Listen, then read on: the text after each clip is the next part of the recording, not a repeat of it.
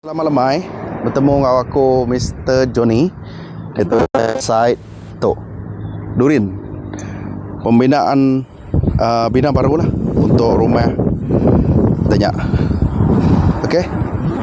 Rumah tu keluasan 30 kaki square, 30 kaki buka, 30 kaki pemanjai.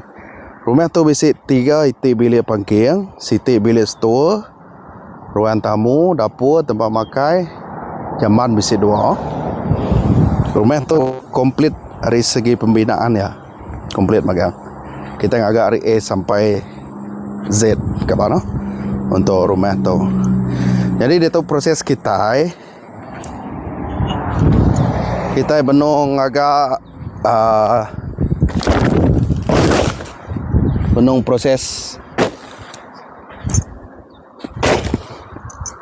sambanya lah. Kan timbuk yang timbuk untuk lantai. Hari tanah tu ngagai lantai kita meri sekaki lebar ya. Hari tu. Hari tanah ngagai tu lantai kita meri sekaki. Itu dah di plaster, dah dikuat semua, dah lebar magang lah. Jadi dia tahu kita benung kat nimbuk pasirnya, pasir timbuk kita untuk kita embu pasir timbuk. Kita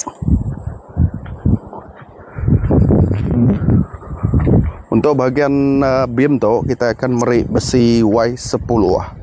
Tahu? Besi Y10 untuk lampu beam. Untuk kita besi Y10. Okey ada. Balik kita. Dia yang lepas kita nimbuk ya, timbuk kita pasir compact. Udah compact semua, dia baru kita agak yang nama tu ngancau yang plastik.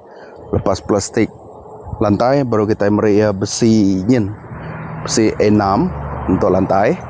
Dia baru kita meri slab, baru kita nyemin yang semen lah untuk projek tu. Okey, dia baru kita start nusun bata yang proses. Dia tahu kita proses kita itu baru dah temu ngatap lah.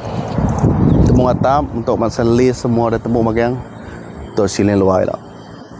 Atap baru dah temu sehari itu tadi. Bala dah pula pukul setengah hari sudah tadi kau. Okey, site tu site Durin keluasan 30 lah. Kos pembinaan dari A sampai Z termasuk wiring, lampu, kipas semua kita beri 117,000 aja kabar no. Komplit semua sekali, tayar, ceiling semua lah. Okey. Untuk kita akan bisik berminat kat ngagak rumah mesai tu ataupun bisik meet di hari tu kos pembinaan, kami boleh ngagak kos pembinaan ni teh bajet kita. Jadi kita bisik 50,000, kita boleh ngagak 50,000. Kita bisik 60,000, kita boleh ngagak harga 60,000. Ni teh bajet owner.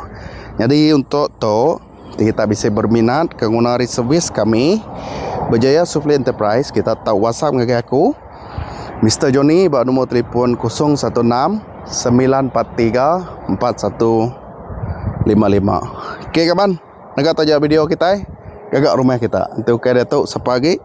Itu ke kita sepagi, itu ke Datuk kemaya lagi. Okey kawan, cari dulu.